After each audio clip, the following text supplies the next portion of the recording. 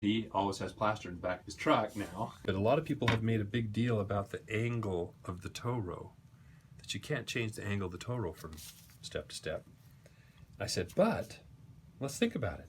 If these are the same individual, then the toes would have to line up. So what if we line the toes up? What happens? Now all of a sudden the forefoot lines up perfectly here, through here. Yeah. The only difference is in the position of the heel. Yeah.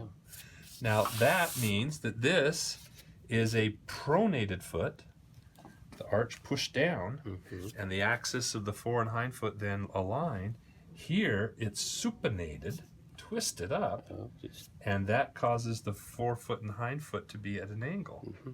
And the point of inflection of the heel segment is exactly where we would expect it for the transverse tarsal joint, where that motion takes place. Which is the mid-tarsal break, right there. That's right. Well, there's here at ISU. So that's still nothing compared to Shaq. And Shaq's pretty robust. I mean, a lot of, like, you get somebody like Wilt Chamberlain and their bean poles. Right, right.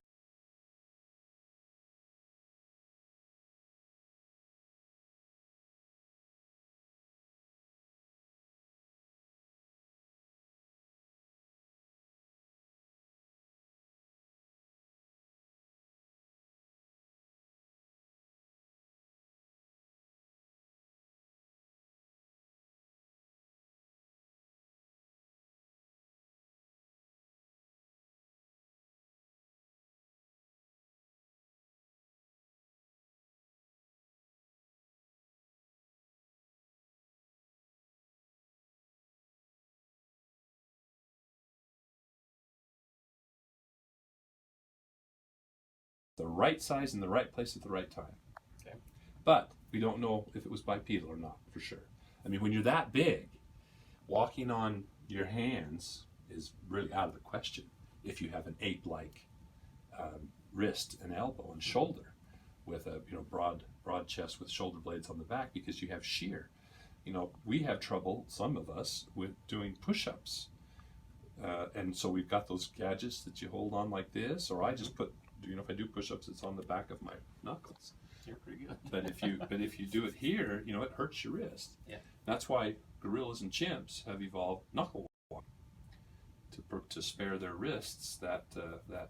So anyway, so if you're even bigger, 3 or 4 times heavier than a gorilla or chimp rather, then you're either walking on your knuckles or you're walking bipedally. Well, we don't see, evidence in early hominins. We don't have really transitions in the hominin fossil record showing knuckle walking or adaptations for knuckle walking. Anyway, so that's it. Well, then those who say, well, but bipedalism is a pretty singular adaptation characteristic of hominins. It's got to be a hominin. It walks an awful lot like a hominid, only very superficially.